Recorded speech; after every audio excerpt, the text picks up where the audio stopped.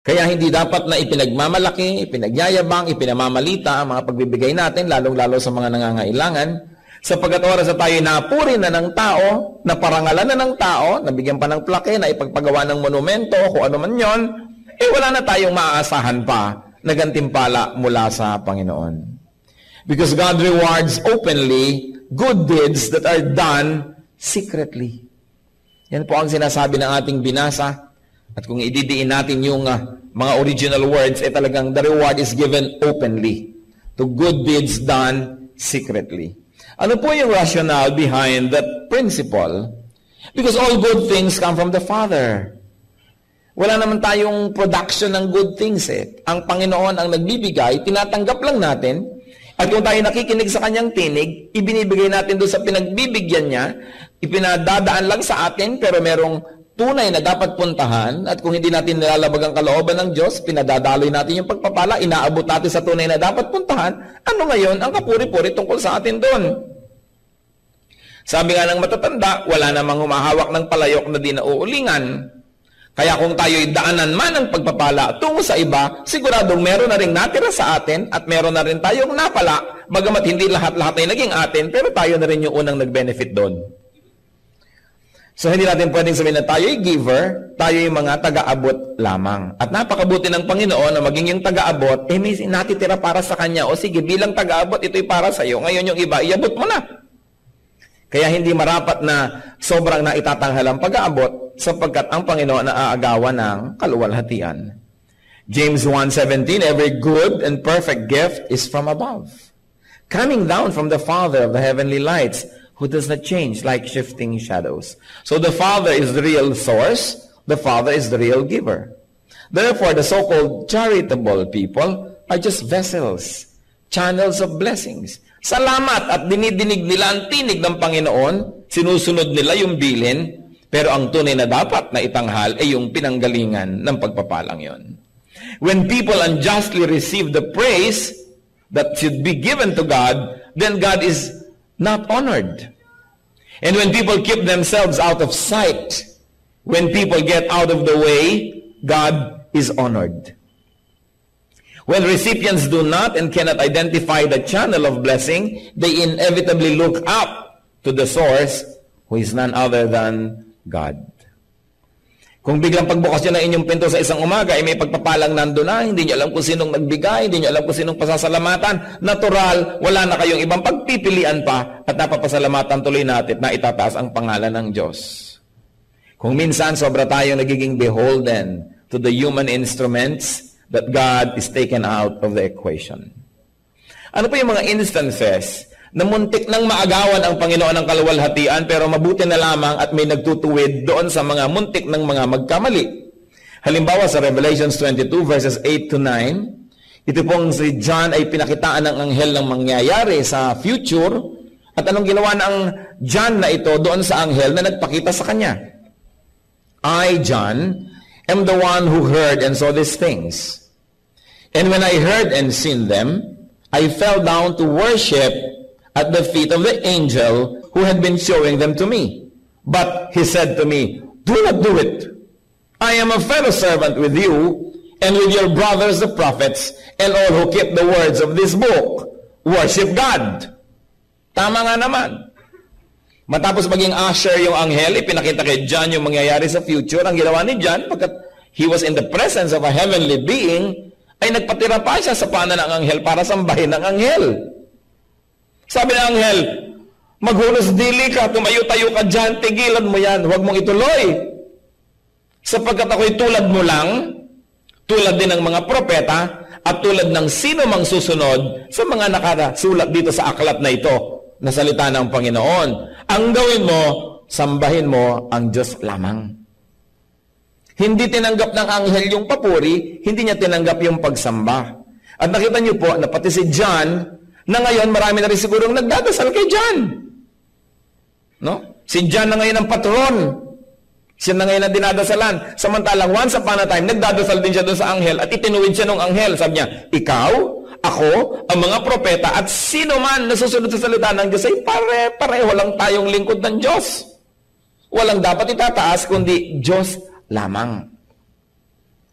Ito pong si Peter, na ngayon dinadasalan na rin ng marami, once upon a time, meron ding nagtangkang lumuhod sa kanyang harapan. Sa Acts chapter 10, 25 to 26. As Peter entered the house, Cornelius met him and fell at his feet in reverence. But Peter made him get up. Stand up, he said, I am only a man myself. So si Pedro, sinikap din na luhuran itong si Cornelius. Sapagkat ang pakiramdam ni Cornelius, banal na tao ito, lingkod ng Diyos, makaluhod. Sabi ng Pedro, tumayo tayo ka kapatid, nakakahiya sa Diyos ang ginagawa mo, tao lang ako. Pero ngayon, marami pa rin lumuluhod, hindi lang kay Pedro, kundi sa rebulto ni Pedro. Kaya yung rebulto yung makakapagsalita, sabi, mahiya-hiya ka, tumayo tayo ka dyan. At pakidurog-durog mo ako, sapagkat hindi ako dapat narito. Pinagbabawal ito ng second commandment, at di ka dapat lumuhod sa akin, ipinagbabawal ng first commandment. Nakita nyo kung nabubuhay lang yung mga yan ngayon, sila mismo ang number one na aangal sa ginagawa ng maraming tao sa kanila. At ang Panginoong Jesus, minsang naglalakad, may isang babaeng pumapapel.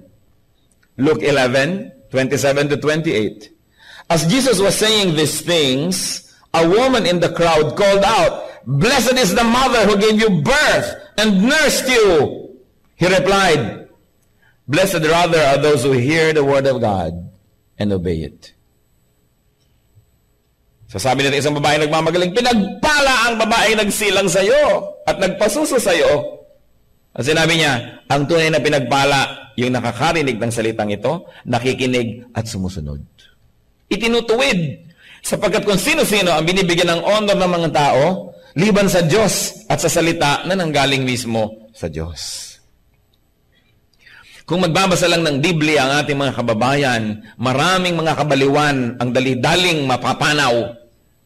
Mga pagsamba kong kani-kanino, pagluhod kong kani-kanino, pagdarasal kong kani-kanino, ang binibigyan ng papuri kung sino-sino.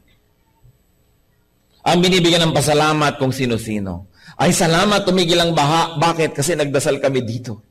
Ay salamat tumigil ang bagyo. Ay salamat nagkaroon tayo ng mapayapang gobyerno. Ay salamat nagkaroon tayo ng ganito. Kanina nagpapasalamat hindi sa Diyos kung kani-kanino. Kaya di naman matapos-tapos ang mga pasanin na inihahampas sa atin ng langit sapagkat hindi tayo kumikilala sa tunay na dapat kilalanin. When God is honored, when truth operates, God blesses. Sapagkat ang karangalan ay para lang sa Diyos. Siya lang ang bagay tumanggap ng ganong mga bagay. Ngayon po, kailan ba maaaring halimbawang magbigay ka na nakikita ng iba? Kasi ang sinasabi natin, nagbibigay tayo na hindi ka tayo nakikita ng iba. Kaya pwede na nagbibigay ka ng hindi nakikita ng iba? One is giving to the needy, to instruct, or to inspire, or to set an example. Halimbawa, nagbibigay kayo sa mga nangangailangan, nakikita ng inyong anak, nakikita ng mga bata, di mabuting nakikita nila para nagkakaroon ng halimbawa. O nakikita tayo ng iba para naman tayo itularan, para makita rin nila, ma-inspire din sila, pero wala tayong mga iniisip to promote ourselves. But at the least, we allow our good deeds to be seen so that they may become good examples to others. And also, kung minsan, yung mga good deeds natin, ina-announce natin to promote order. Halimbawa, magdo-donate kayo sa isang church, sa isang institution, hihingi kayo ng resibo. Hindi dahil gusto nyo mapalagay ang pangalan nyo sa resibo, hindi dahil gusto nyo purihin ang inyong sarili, kundi para magkaroon ng kaayusan. Baka naman yung pinag-abutan ninyo, hindi na makarating doon sa kaban, yung dapat na makarating doon, kaya hihingi tayo ng resibo. Hindi masama yun. And I urge Christians, whenever you give, lalong-lalo hindi kasabay ng collection o ng offering, individually, ibinibigay-bigay, huwag kayong abot ng abot kung kani-kanino. At dapat humingi kayo ng receipt para merong kaayusan. Yung iba kasi sobrang polite. Teka po, igagawa ko kayong receipt. Huwag na, may tiwala naman ako sa iyo. Hindi naman yung pagtitiwala nyo o kawalan ng tiwala ang pinag-uusapan, kundi para may kaayusan. Kaya hindi rin natin itinatago. Yung ba, may public offering, nagbibigay din tayo. Kasi public collection, alam naman isa-isang mag-abot, di ang haba na ng istorya nun. So, to promote order, it's also not so bad, no? Not bad at all, na makita rin ng iba. And of course, it is not bad to be seen when there is no intention to glorify ourselves. Kaya sasabi sa 1 Samuel 16 verse 7, the Lord looks at the heart. Sa puso naman natin tumitingin ang Panginoon. So there are actions that have to be made public to set an example or to instruct. So what is good whenever it comes to giving? It's good whenever there's a giver and a recipient. It's good. But what is better? When the giver is unknown, it is better. And what is best? When even the recipient is unknown to the giver. Na nagbibigay tayo na hindi ka nagbibigay na alam mo yung binigyan. Kaya tuloy kung minsan may superiority complex ka na rin. Nagde-demand ka na rin ng special treatment. Kasi binibigyan mo. Akala mo na rin kasi ikaw yung nagbibigay. Pero siyempre, you don't throw naman your good things in the air at bahala na kung kanino mapunta yon. Hindi ganon. But sometimes there are institutions we can trust. Na ito po ang gusto kong itulong kung kaninong nangangailangan, kayong nakakaalam kung sino yon, kayo na ang magparating. Maski hindi ko na malaman kung sino yon. Pero kailangan siyempre na patunayan na ng institusyon na katiwa-tiwala naman na gawin ang ganung mga transaksyon. So, secret giving is honorable to God. What else? Matthew 6, verses 5 to 6. And when you pray, do not be like the hypocrites. For they love to pray standing in the synagogues and on the street corners to be seen by men. I tell you the truth, they have received their reward in full.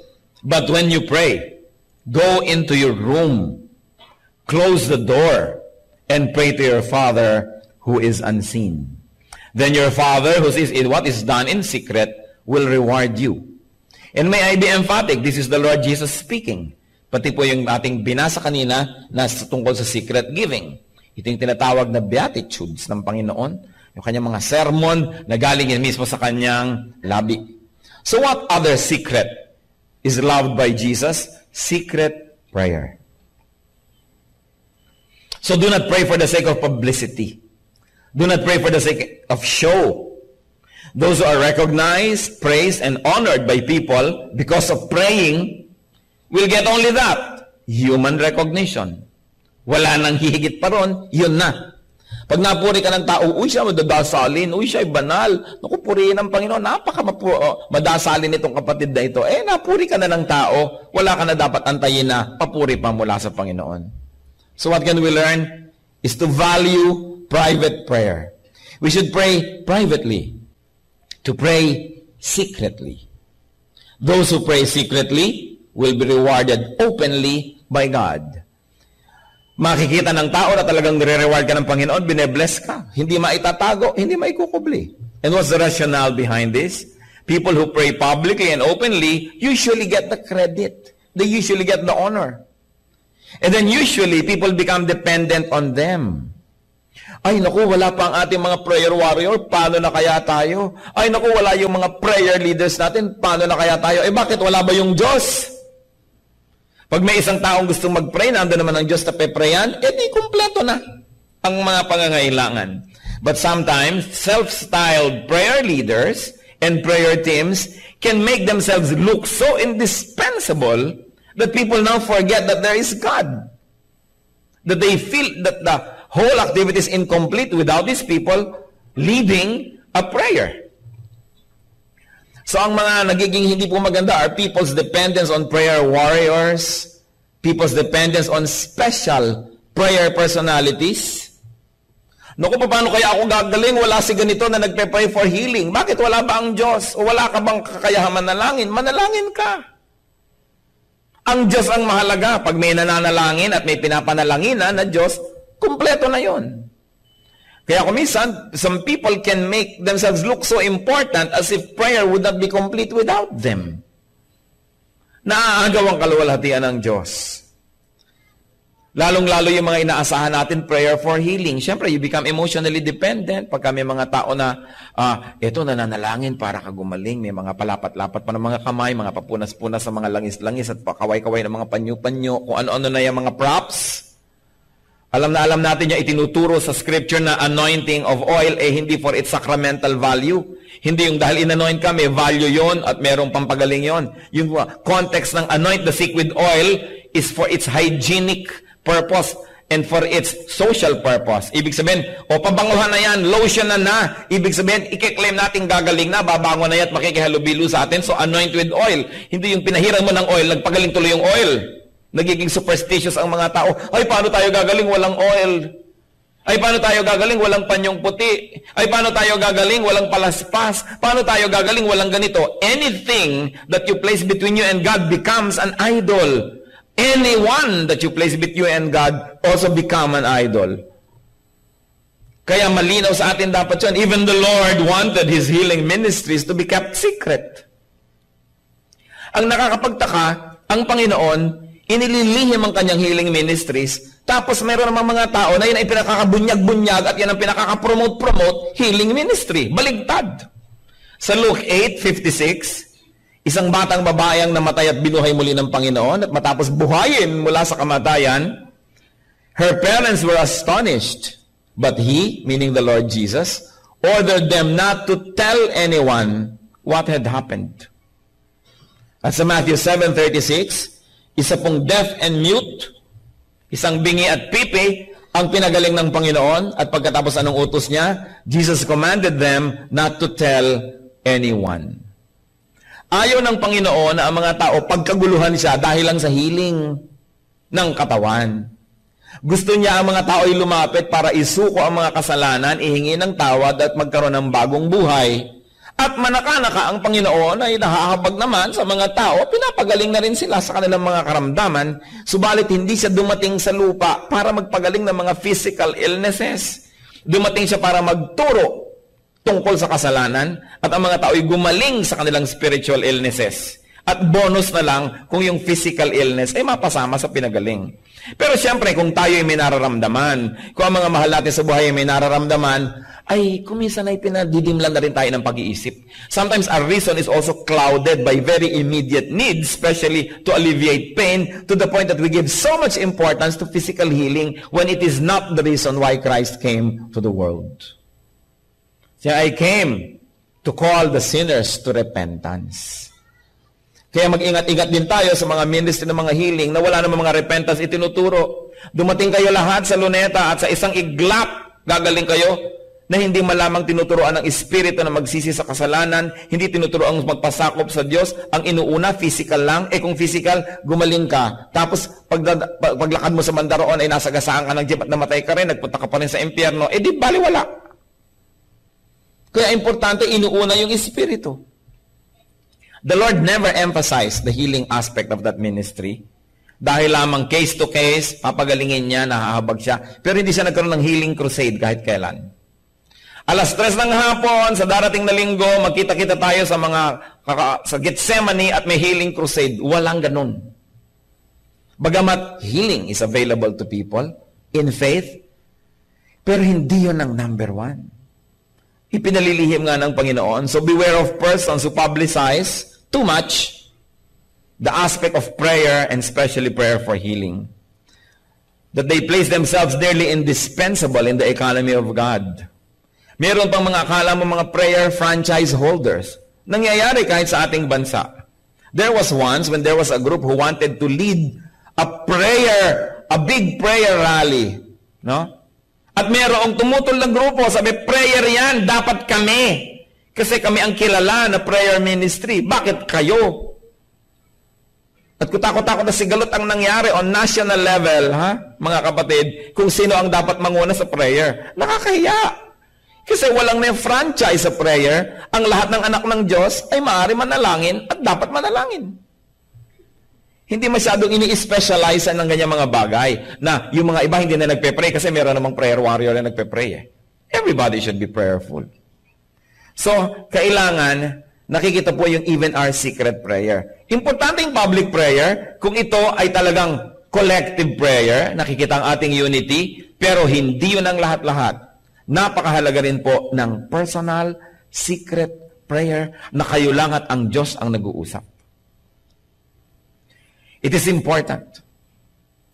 At ano pa po ang gusto ng Panginoon ng mga lihim sa ating buhay?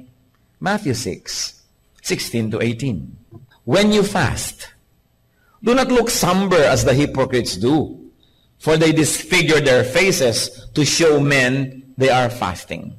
I tell you the truth, they have received their reward in full.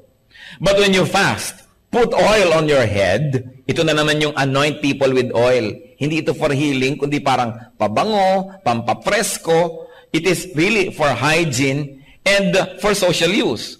When you fast, put oil on your head and wash your face, so that it will not be obvious to men that you are fasting, but only to your Father who is unseen.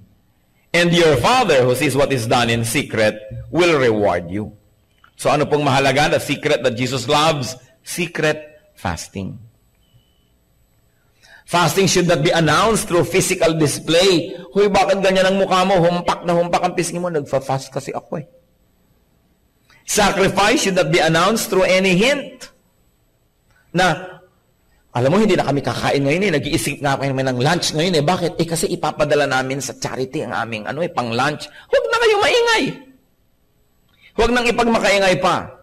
Self-denial and sacrifice, works of piety, should not be leaked, should not be suggested or hinted, should not be publicized for self-glorification.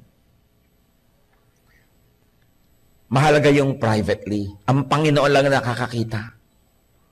Being praised by people when you fast or sacrifice is all the reward that show-offs will get. Wala nang iba. Kaya dapat po tayong mga anak ng Diyos na nagpapahalaga na tayo ay makabigay ng kaluguran sa Diyos, na ang Panginoon ay matuwa sa atin. Pinakakalihim-lihim natin ang mga ginagawa nating mabuti, pinakakalihim-lihim natin ating mga sakripisyo, hindi natin binubunyag-bunyag, sapagkat oras na ikaw ay itinanghal na ng tao, yun na ang premyo mo, wala nang iba. At hindi lang premyo, kundi baka na-offend pa ang Panginoon kasi naagawan mo siya ng kaluwalhatian.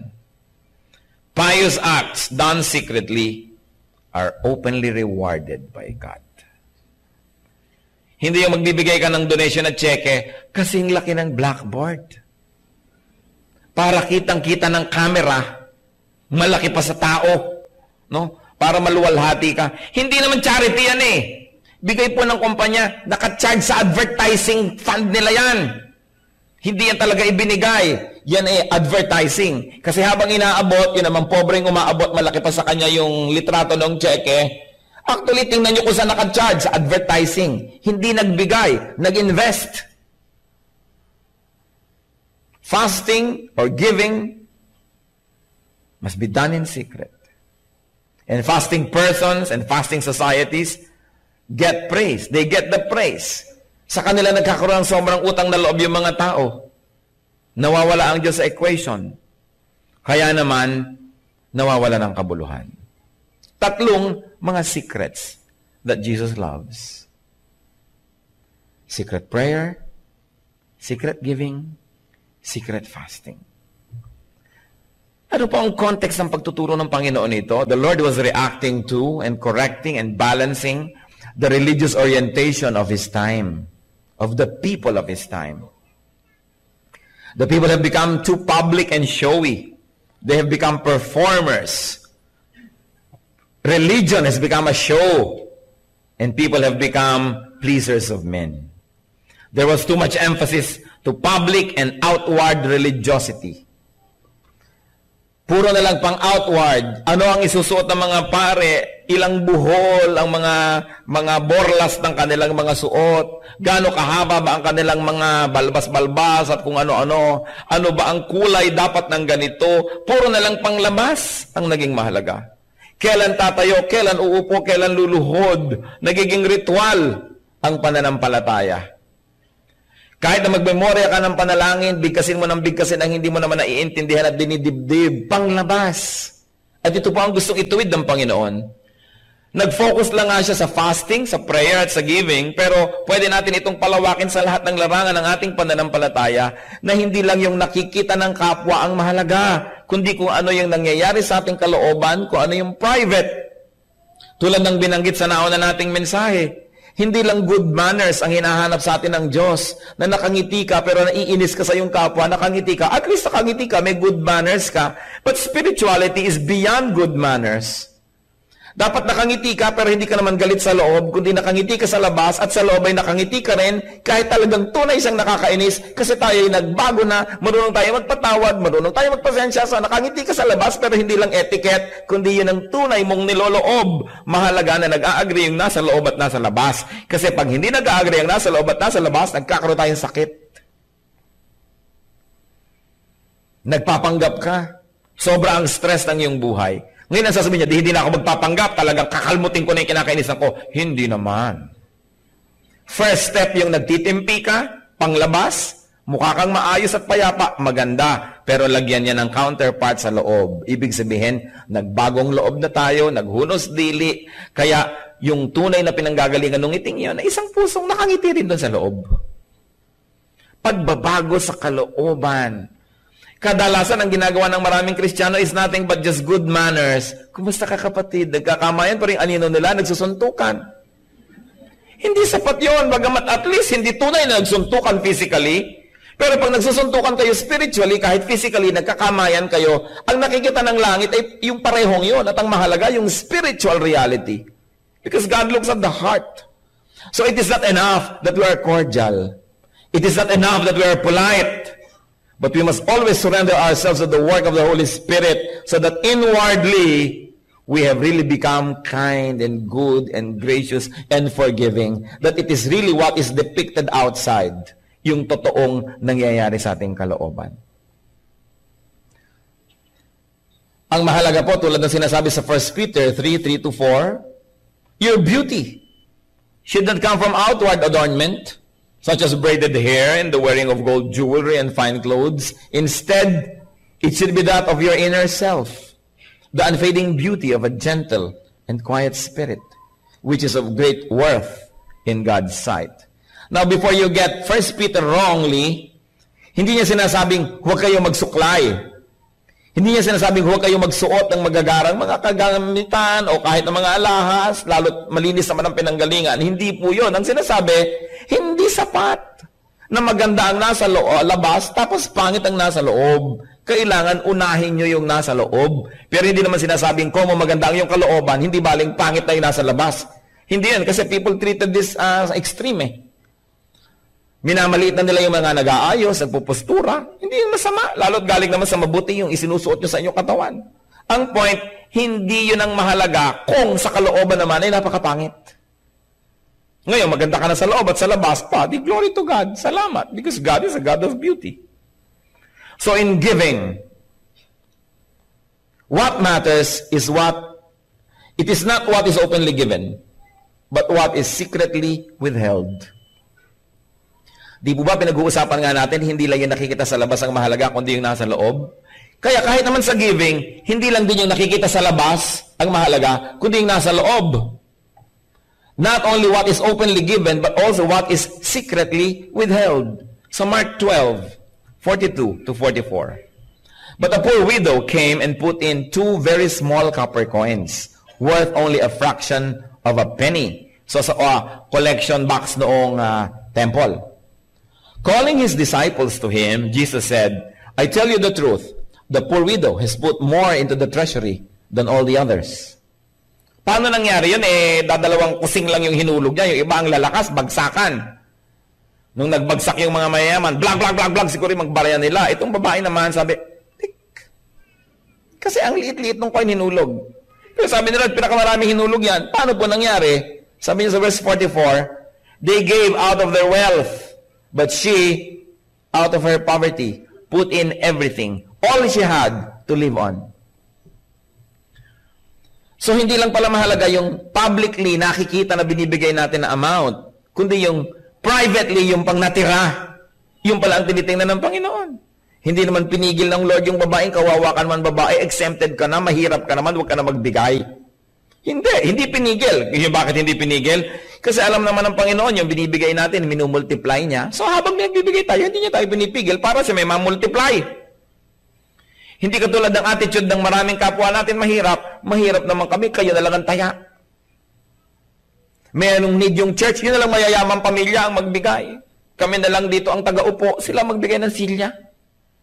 Merong mga handaan, meron tayong magdadala ng kani-kanyang mga dala. Mahirap naman kami, hindi na kami magdadala, kayo na lang mayaman. Kaya tuloy lalo yung mayaman kasi nagbibigay sila, anong mumultiply ng Diyos? Yun naman mga makukunat, ayaw magbigay, ayan, anong mumultiply ng Panginoon? Di wala. Kung bakit meron tayong mentality, mayaman ka naman, kaya bigyan mo ako.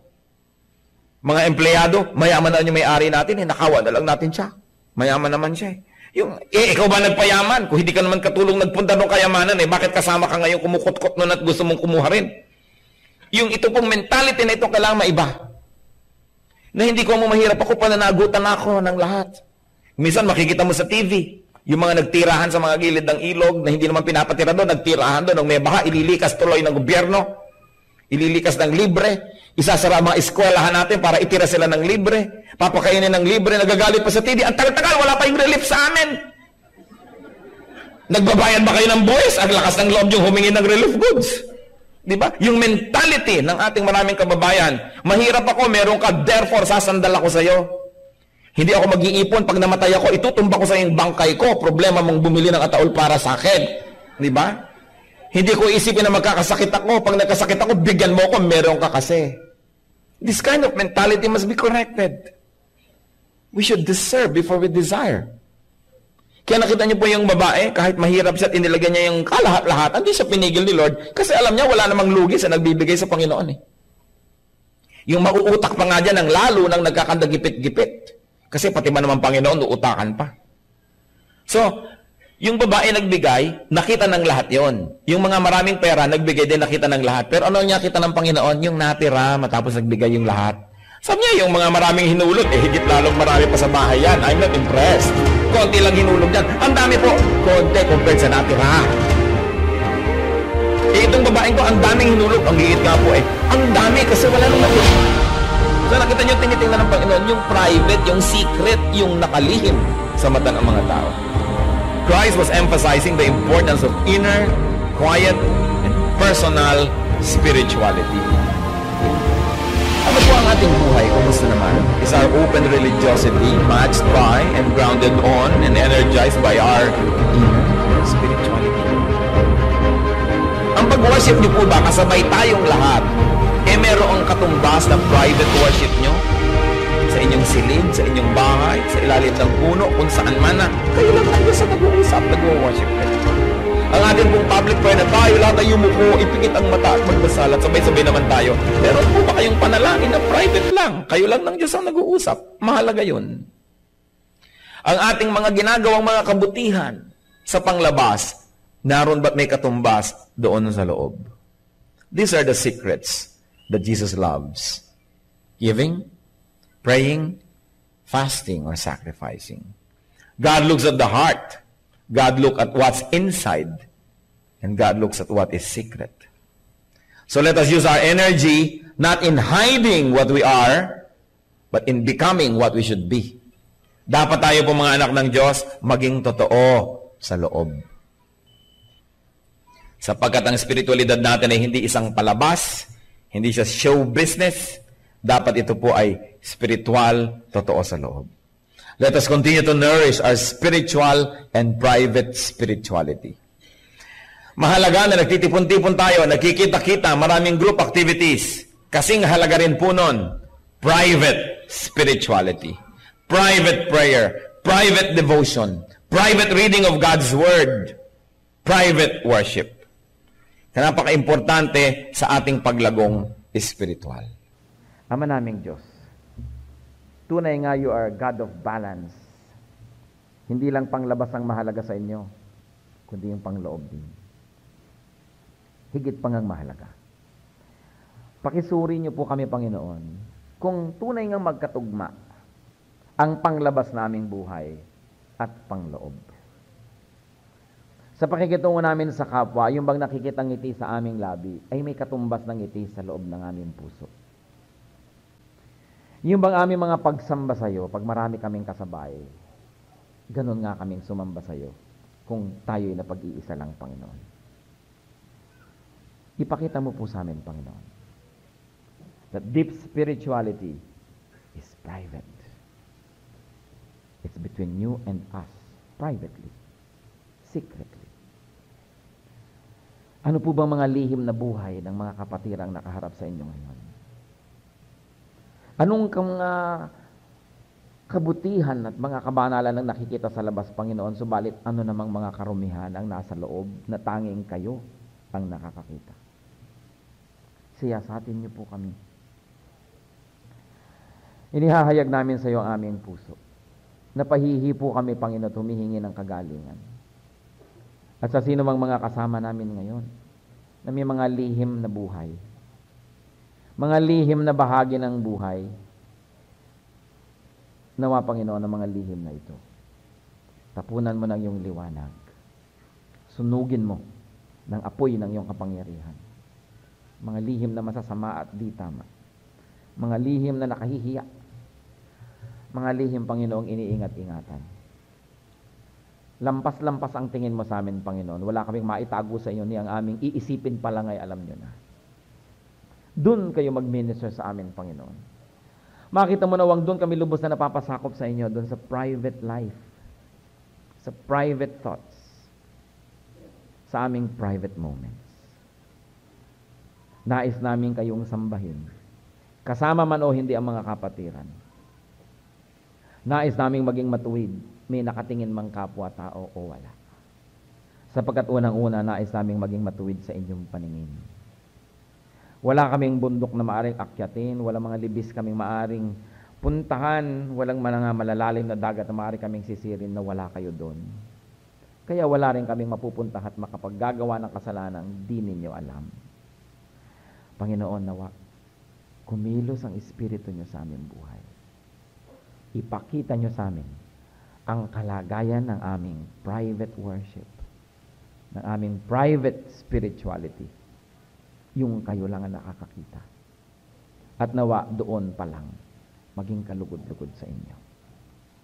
Ipatawad mo, Panginoon, sa amin ang mga bahagi ng aming pamumuhay na di ka nais-nais, bagamat lihim. Hindi bagay sa iyong mga anak kami mga iniingatang mga madidilim na lihim, sapagkat kami mga anak ng kaliwanagan. And if we walk in the light, as you are in the light, we have fellowship with you and with the brethren. Ituro mo sa amin, Panginoon, ang kahalagahan noong totoo, noong panloob, noong pangsarilinan lamang natin.